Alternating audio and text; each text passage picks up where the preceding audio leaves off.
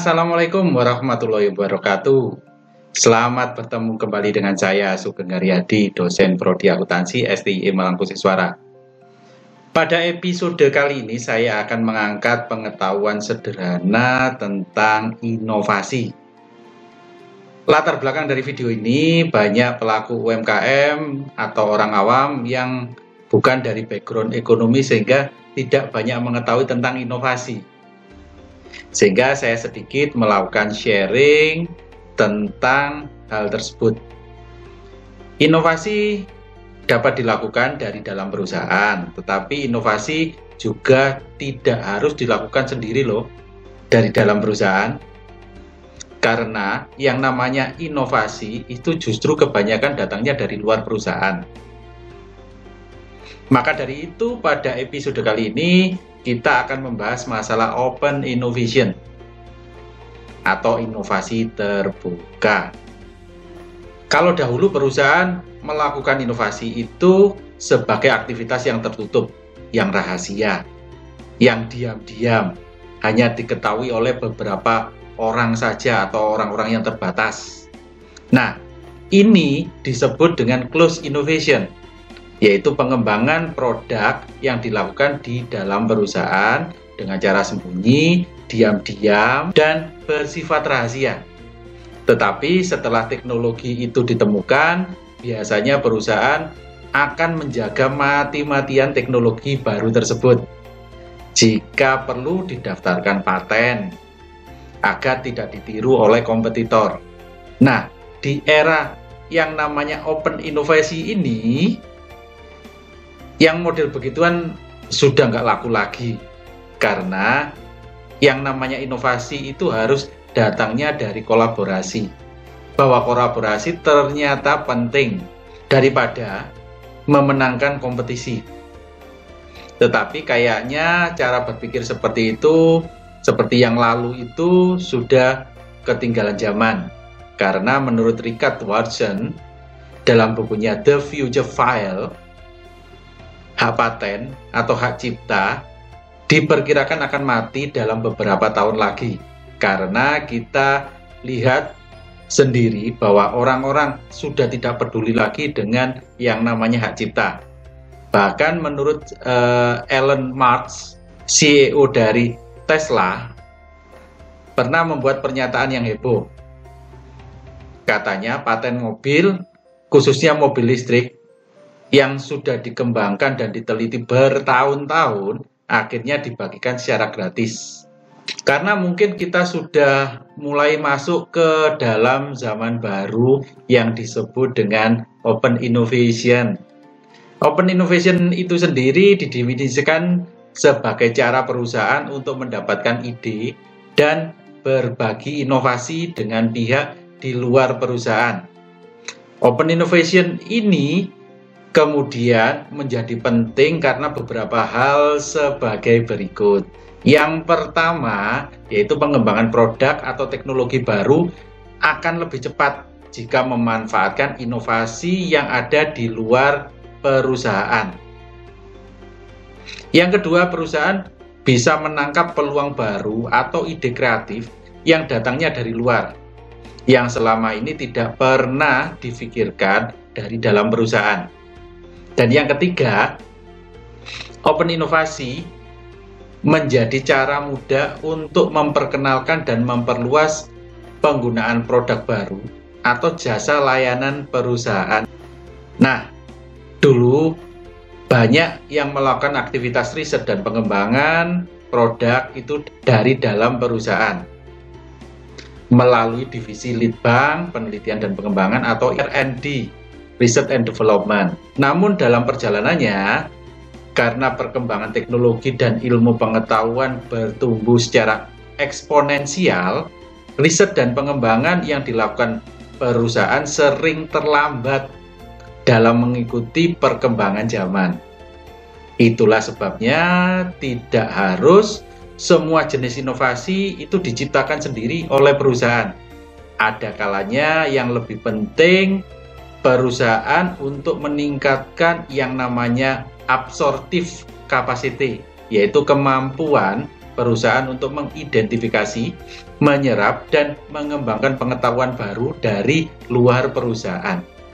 Istilah Open Innovation itu sendiri diperkenalkan oleh seorang profesional dari Berkeley University yang bernama Henry Chesbrough dalam bukunya yang ditulis tahun 2003 yang berjudul Open Innovation. Dan sejak saat itu kajian tentang Open Innovation berkembang pesat sekali. Sekarang untuk membuka diri dan melibatkan semakin banyak orang dalam merealisasikan inovasi, ini dapat muncul dengan berbagai bentuk. Misalnya, ada yang berupa penggalangan sumber daya yang disebut dengan crowdsourcing. Ada juga berupa penggalangan sumber dana yang disebut dengan crowdfunding.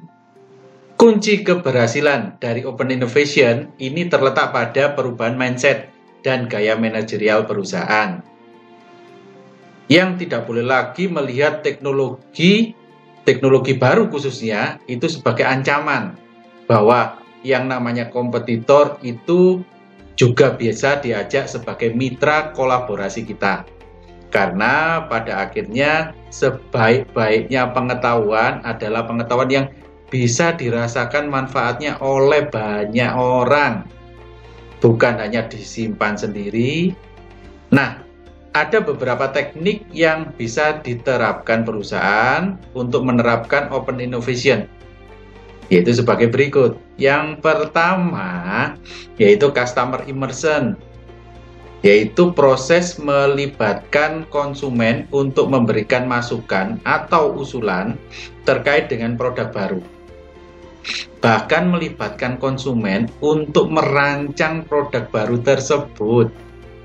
Yang kedua, di sini adalah crowdfunding, yaitu sebuah platform yang meminta dukungan masyarakat atas sebuah ide yang sedang dikerjakan. Kemudian kita bisa minta bantuan masyarakat untuk mendukungnya.